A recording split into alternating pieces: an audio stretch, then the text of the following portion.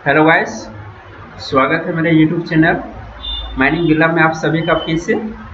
तो मैं जहां छोड़ के गया था पार्ट 2 में डिफिनेशन जो हमारे सिलेबस में है, मैं एक बार दिखा देता हूँ सिलेबस। पहला ही पॉइंट में डिफिनेशन से मैं पार्ट 2 तक बना चुका हूँ, पार्ट 3 में बना रहा हूँ।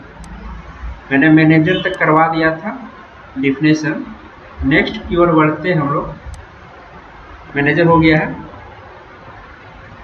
और कहाँ से एक और बात मैं बताना चाह रहा हूँ, जो लोग अगर चाहते हैं कि MCQ टेस्ट भी हो तो मेरा टेलीग्राम एक चैनल है और एक ग्रुप में बना के रखा हूँ माइनिंग बिल्ला करके। ये मैं इसको लिंक में डाल दूंगा, जल्द से जल्द जुड़ जाए उसमें और फिर MCQ भी करवाया जाएगा वहाँ पर। ठीक है, ये फ्री ऑफ कॉस्ट है, कोई दिक्कत नहीं, कोई भी पेमेंट आपके नहीं मांगा जाएगा। चलिए, अच्छे से आप लोग तैयारी करें। मैं यही चाहता हूँ कि एग्ज़ाम औरतों का निकले और मुझे हमेशा याद रखेंगे। एक बार आपको सर्विस हो जाती है तो मुझे कभी भूलेंगे नहीं।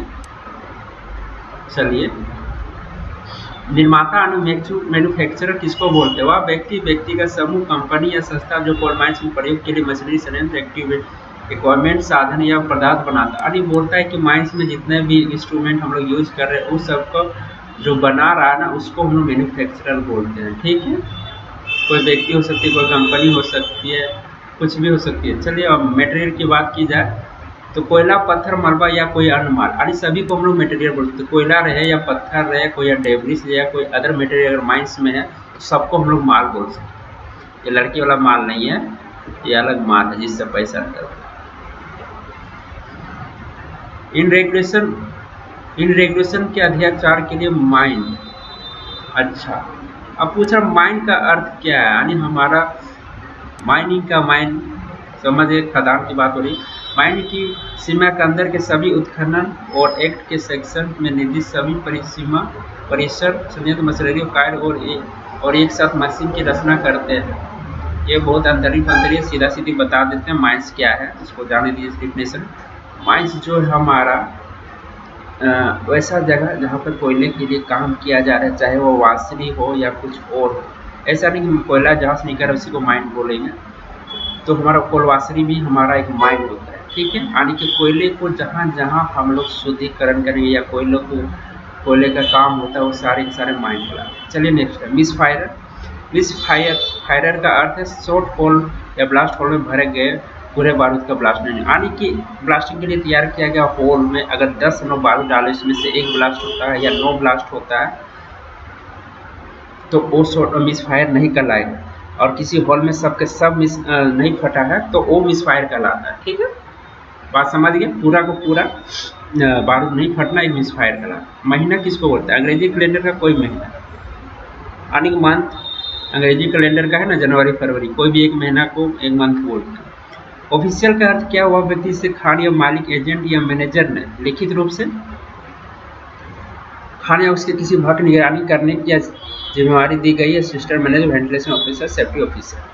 तो यही बोलना चाहता है कि ऑफिशियल वो सब व्यक्ति है जो मैनेजर ने लिखित रूप से दिया गया है, लिखित रूप से लिख के दिया गया है किसी माइंस या उसके किसी भाग को निगरानी के लिए, जो रिस्पॉन्सिबल होता है और जिसको दे दिया कि आपको ये फेस देखना है, आपको ये डिस्ट्रिक्ट देखना है, आपको ये माइन देखना है, तो वही सबको हम लोग ऑफिशियल बोलते हैं। एग्जाम्पल में ले लेंगे असिस्टेंट मैनेजर, वेंटिलेशन पर, सेफ्टी ऑफिसर, माइन सरदार, ओवरमैन। और यहाँ शॉर्ट फायर लिखा नहीं है, कॉम्पिटेंट पर्सन है शॉर्ट फायर क्योंकि इसलिए ऑफिशियल नहीं है ना। ये ध्यान जरूर रखना है कि शॉर्ट फायर जो है कॉम्पिटेंट में है। और भी डस्ट इंचार्ज, ओवरमैन, ये सब के सब ऑफिशियल। एक डस्ट इंचार्ज कौन होता है? मिनिमम क्वालिफिकेशन क्या होता है? माइनिंग सरदार या ओवरमैन होता है, ऐसा करके होता है। तो ये भी हमारा ऑफिशियल हो जाएगा। इंजीनियर सब भी ऑफिशियल, सर्वेयर भी। ऑनसेटर की बात की जाए तो पहले तो हम लोग ऑनसेटर की इनसेट पढ़े, अब ऑनसेटर जानते हैं। बैट्समैन भी होता है, आगे होगा तो देखते बता देंगे। तो ऑनसेटर का अर्थ है किसी इनसेट या फीड बॉटम। तो सीधा सिंपल बात है कि मैं बता देता हूँ कि एक शाफ्ट है, उसके बीच में प्लेटफॉर्म होते हैं जिसमें इनसेट बोलते हैं, और फीड टॉप है तो फीड बॉटम होगा। तो वो बीच के जगह जहाँ इनसेट है वहाँ पर कोई व्यक्ति को अपॉइंट किया गया या फिर बॉटम में अपॉइंट किया गया है तो उसी को इनसेटर बोलते हैं। और उसका काम क्या होता है? सिग्नलिंग का काम होता है, लो हाविस और लोअर करने का काम होता है, नहीं लोअर या रेज करने का काम होता है, चाहे वो व्यक्ति का हो या कोई माल। अगर सिंकिंग शाफ्ट है तो वहाँ पर मटेरियल भी ऊपर उठता है तो उस समय भी ऑन इनसेट बन सकती है, तो उस समय भी कोई व्यक्ति पॉइंट होगा। तो एक सिंपल सी बात है कि शाफ्ट में इनसेट पाई जाती है और इनसेट और फीट बॉटम में जो व्यक्ति पॉइंट होता है सिग्नलिंग के लिए उसी को हम लोग इनसेटर बोलते हैं। तो ओवरमैन आप जानते हैं, ओवरमैन का सर्टिफिकेट जिसके पास है या मैनेजर ने लिखित रूप से किसी भाग माइंस या किसी उसके भाग को सुपरविजन या कंट्रोल के लिए लिखित रूप से आदेश दिया हुआ व्यक्ति ओवरमैन कहलाता है। ठीक है, दो इंपॉर्टेंट वाले, जिसके पास सर्टिफिकेट होना चाहिए और मैनेजर द्वारा अपॉइंट किया होना चाहिए। तो परमिटेड एक्सप्लोसिव्स क्या है?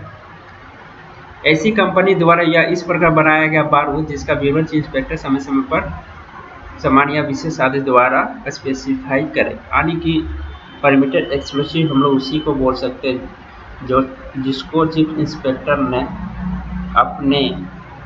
अपने किसी पेपर में लिख के दिया गया है कि आपको इस तरह का एक्सप्लोसिव बनाना है। यानी कि चीफ इंस्पेक्टर जिस तरह का एक्सप्लोसिव चाहता है उस तरह का एक्सप्लोसिव कोई कंपनी बनाती है तो उसी को हम लोग बोलते हैं परमिटेड एक्सप्लोसिव। ठीक है। पाइपलाइन किसको बोलते हैं? खान में बिछाए गए व्यवहार में लाया जाने वाला पाइपलाइन जो पंपिंग, सप्लाई, सैंड स्टोरिंग, अन्य माल की भराई या नाइट्रोजन फ्लशिंग के लिए माइन मीथेन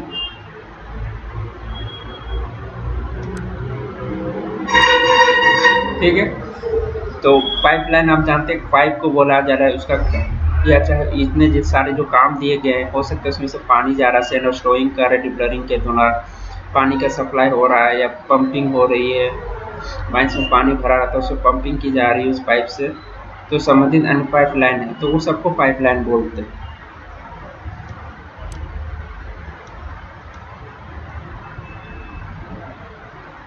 नेक्स्ट आते हैं प्रिंसिपल ऑफिशियल।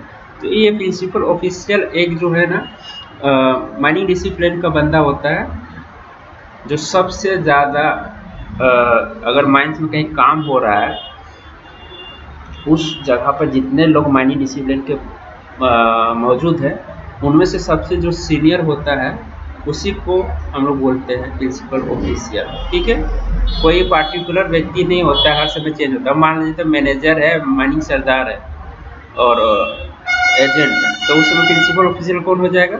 एजेंट हो जाएगा। और यहीं पर मान लेते हैं माइनिंग सरदार ओवरमैन है तो उस समय कौन हो जाएगा? ओवरमैन हो जाएगा। ये चेंज होता है प्रिंसिपल ऑफिशियल। ठीक है। पब्लिक रोड किसको बोलते हैं? आम जनता काम में जाने वाली सड़क जो सरकार या किसी अन्य लोकल अथॉरिटी के अधिकार, यानी कि पब्लिक रोड सार्वजनिक है भाई, पब्लिक का है, कोई भी वहाँ जा सकता है। माइंस का रोड क्या सार्वजनिक है? नहीं है। और तो हॉट रोड रैम भी सब सार्वजनिक नहीं है तो पब्लिक रोड नहीं है। क्वार्टर किसको बोलते हैं? 3 महीने का होती है, 31 मार्च से 31 जून तक, सितंबर, 30 सितंबर या 31 दिसंबर खत्म होती है। ठीक है, 3-3 महीना को क्वार्टरली बोलते हैं। रेलवे किसको बोलते हैं? अर्थ है वही रेलवे एक्ट 1989। इसका डेफिनेशन वही बोला कि रेलवे एक्ट जो है 1989 है उसी को रेलवे बोलते हैं। रीजनल इंस्पेक्टर किसको बोलेंगे? वह खान इंस्पेक्टर जिसे उस भौगोलिक क्षेत्र का चार्ज है जिसमें वह खान स्थित है और जिस पर वह एक के अधीन अपनी शक्तियों का प्रयोग कर सकता है। ये ओरिजिनल इंस्पेक्टर का डेफिनेशन में बस इतना ही दिया है कि वह एक इंस्पेक्टर है और जहाँ पे माइनिंग चल रहा है उस एरिया का वो इंचार्ज है, उसके अंतर्गत आता है और जिस माइंस में वो अपना पावर्स का उपयोग कर सकता है वो सब रीजनल इंस्पेक्टर है। अब नदी किसको बोलते हैं? पानी का कोई भी धारा रहे, चाहे वह 12 महीना बढ़ रहा है या एक ही महीना बढ़े या एक ही दिन बढ़े, नदी होनी चाहिए। नदी के दोनों किनारे जो ज्ञात उसका बाढ़ यानी हाई लेवल का अंदर आते हैं वे भी नदी में ही शामिल होते हैं। एच-एफएल आप देखे होंगे, एच-एफएल बहुत छोटा चीज़ है। ये सब कोई नदी नाला रहता है तो उसमें देखा जाता है कि कितना जब बाढ़ आई है या बहुत ज़्यादा पानी का बहाव हो रहा है तो कितना ऊपर तक गया है वो पानी। तो वहाँ हम लोग माइंस की तरफ से एक पिलर बना दिया जाता है और वहाँ एक एच-एफएल लाइन दिया जाता है, डेंजर लाइन दिया जाता है। तो एच-एफएल लाइन वही होता है जहाँ मैक्सिमम पहुँचा है किसी कारणवश उसके बाद फिर नीचे आ गया, तो जहाँ तक मैक्सिमम गया उसी को HFL बोलते हैं। उसके नीचे डेंजर लाइन होता है 1.2 मीटर नीचे। तो इस तरह का HFL लाइन का डेफिनेशन हो सकता है, जो कि डेफिनेशन में नहीं गया, मैं अलग से बता दिया हूँ। चलिए ज़्यादा नहीं है, थोड़ा सा रिस्क। अब रिस्क किसको बोलते हैं? किसी विशेष अनवांटेड इवेंट की संभावना और उसके संबंधित परिणाम का संयोजन, यानी कि इंटू कर देंगे अनवांटेड इवेंट और उससे होने वाले परिणाम, उसको रिस्क कहलाता है। रोडवे किसको बोलते हैं? भूमिगत माइंड में रास्ता या शोध जो खान के संचालन के लिए मेंटेन किया गया, उसको रोडवे बोलते हैं। Travelling roadway, haulage roadway. तो भूमिगत खंड में रास्ता या शोध जो खान के संचालन के लिए मेंटेन करना है। और ट्रेवलिंग रोडवे आदमी आना जाना करे उसको मेंटेन करते हैं, तो वो हो जाएगा रोडवे।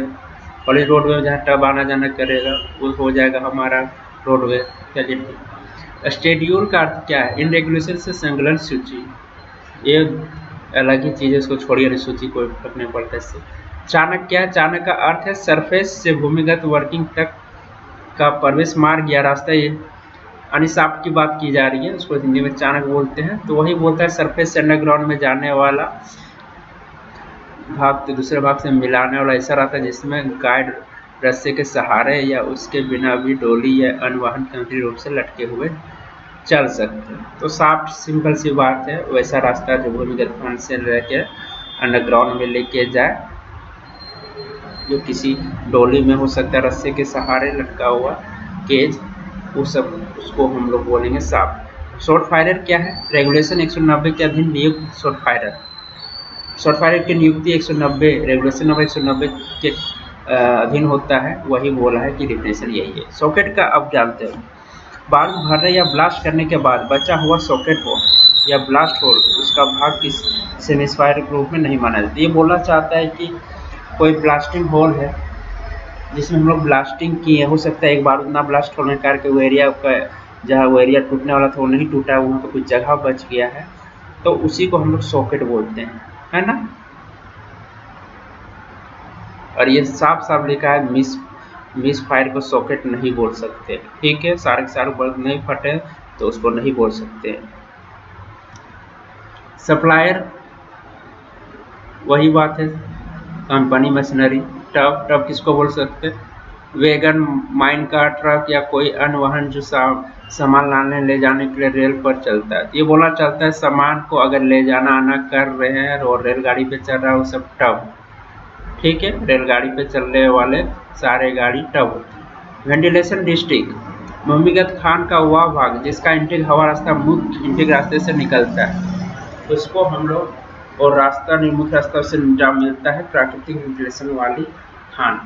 तो यही बोल रहा है कि वेंटिलेशन डिस्ट्रिक्ट में जो होता है हमारा इंटेक हवा और रिटर्न हवा दोनों मिलता है, और प्राकृतिक वाली जो होती है खान में संपूर्ण खान को वेंटिलेशन डिस्ट्रिक्ट माना जाएगा।